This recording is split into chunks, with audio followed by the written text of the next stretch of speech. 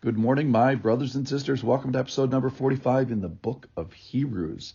Today's title is We All Live in Jericho. We're referring to the Old Testament city of Jericho, about 20 miles east of Jerusalem. Let me read the single verse for today that we're going to think about. This is from Hebrews chapter 11, and this is verse number 30. By faith, the walls of Jericho fell down after they had been encircled for 7 days. Now, Jericho is a real city. Ancient Jericho, it was a real city, and it demonstrates an aspect of faith, and it's also going to demonstrate an aspect of justice today in today's story. So the big picture is we're in an era where God is giving land to Israel. This is documented in the book of Joshua. He's giving land to the nation of Israel. He's giving the land of Israel to Israel. The only problem is there's people living there, and the people of Israel had to obey and take the land. So imagine this magnificent walled city, and Israel is outside the wall and inside the wall, shut up in the wall, where it says that no one went out and no one went in. Why is that? Well, because there's a king inside the city and mighty men of valor. And outside the wall, there's this promise from God. See, I have given you Jericho into your hand. See, I have given Jericho into your hand is the Lord's promise to Joshua and the people of God. So we've been on this study of faith in Hebrews chapter 11, and faith is in trusting the person of God before the promises of God are evident, and it's trusting in the character of God before there's this clarity of circumstance. And today there's this new wrinkle that the people of Israel demonstrate as they march around the city for 7 days, and that is obedience. It's obedience in the meantime. So faith is the obedience to the commands of God while you wait for what he's promised.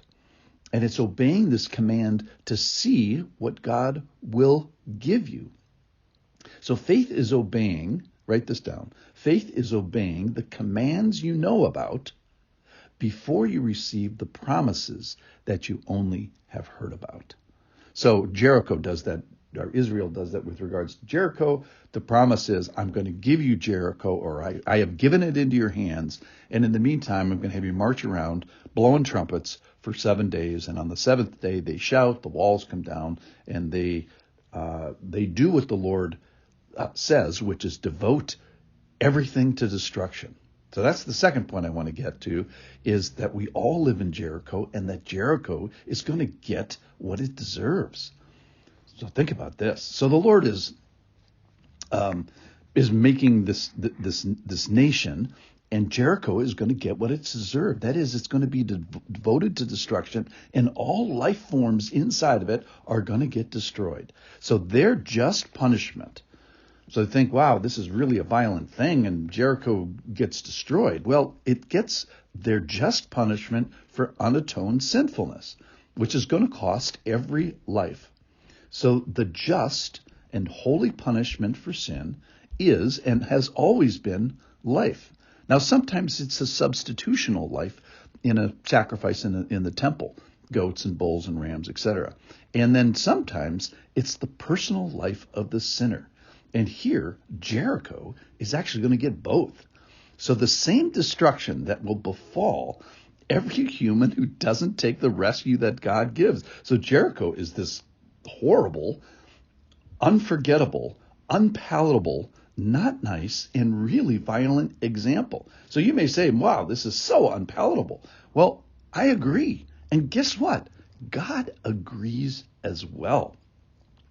I think one of the most unpalatable aspects of Christianity is justice, which is, hey, there's a penalty for sin, and you're on the hook for it. So one of the points today is that every city is Jericho, and not just the crazy sinful cities of the sin city of Las Vegas or maybe New York or something. I'm talking about Omaha. I'm talking about Indianapolis, and I'm talking about the city that you are listening to. So Jesus had to come and suffer really violently to take the sins of idolatry and unholiness and impurity for all the Jerichos out there, which is, of course, is every city, every nation, every person. So the violence that is done to Jericho is the violence that is done to Jesus here. So who lives in Jericho today? Who lives in said city?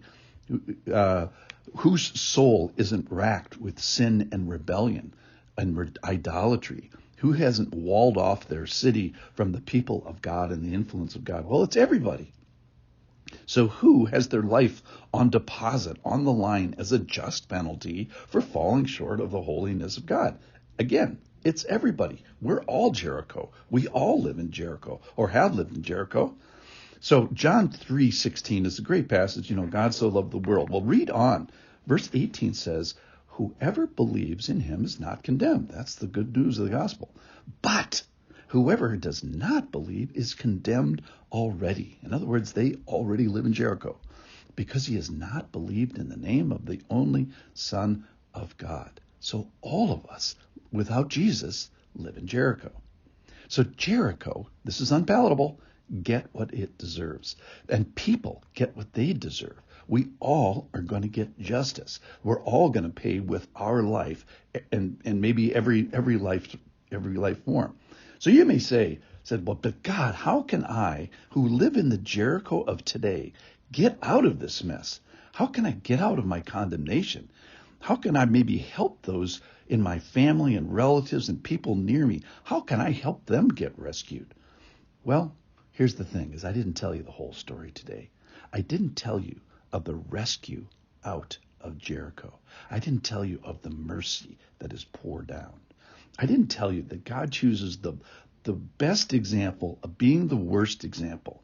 He picks someone who has made a repeated wrong decision about sex, about prostitution specifically, paying for sex, to illustrate this reality of mercy and the reality of grace. To hear the second part of the story, you have to come back tomorrow and hear about Rahab, the prostitute, who gets saved out of Jericho. Come back tomorrow. See you then.